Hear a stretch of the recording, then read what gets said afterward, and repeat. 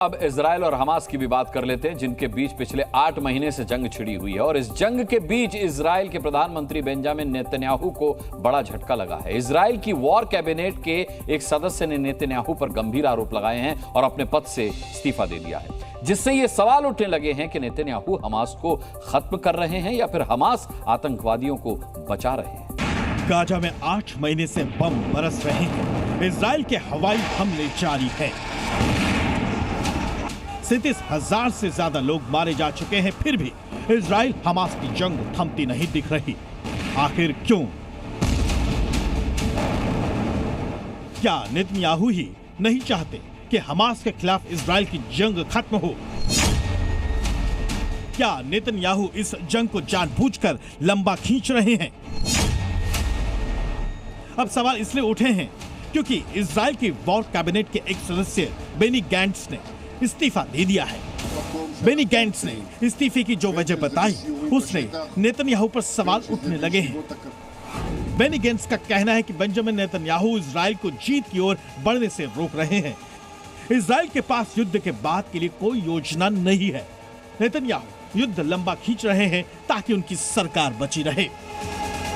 Benny Gantz ने 8 जून तक का समय दिया था कि युद्ध के बाद की योजना फाइनल करें, लेकिन ऐसा नहीं हो सका, जिसके बाद गैंट्स ने इस्तीफा दिया। हालांकि बेनी गैंट्स के इस्तीफे से नेतन्याहू सरकार पर फिलहाल खतरा नहीं है, लेकिन गठबंधन के नेताओं पर नेतन्याहू ज्यादा निर्भर हो गए हैं। इसलिए सवाल उठ रहे हैं कि क्या वाकई नेतन्याहू हमास का पूरी तरह से खात्मा नहीं चाहते?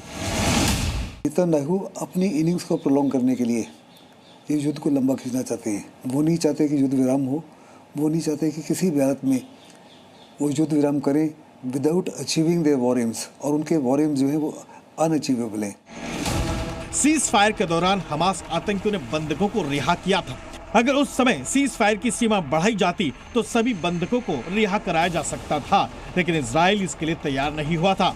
क्या युद्ध लंबा खींचने की वजह से ऐसा किया गया? दरअसल हमास की कैद में अब भी 120 के करीब बंधक हैं।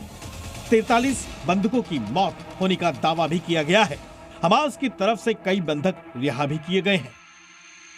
गाजा के स्वास्थ्य मंत्रालय की डेटा के मुताबिक अब तक 36,700 लोग इजराइल के हमले में मारे गए हैं, जो आरोप लगाए गए हैं। अगर उनमें सच्चाई है तो क्या नेतन्याहू अपने सियासी फायदे के लिए हमास आतंकियों को बचा रहे हैं?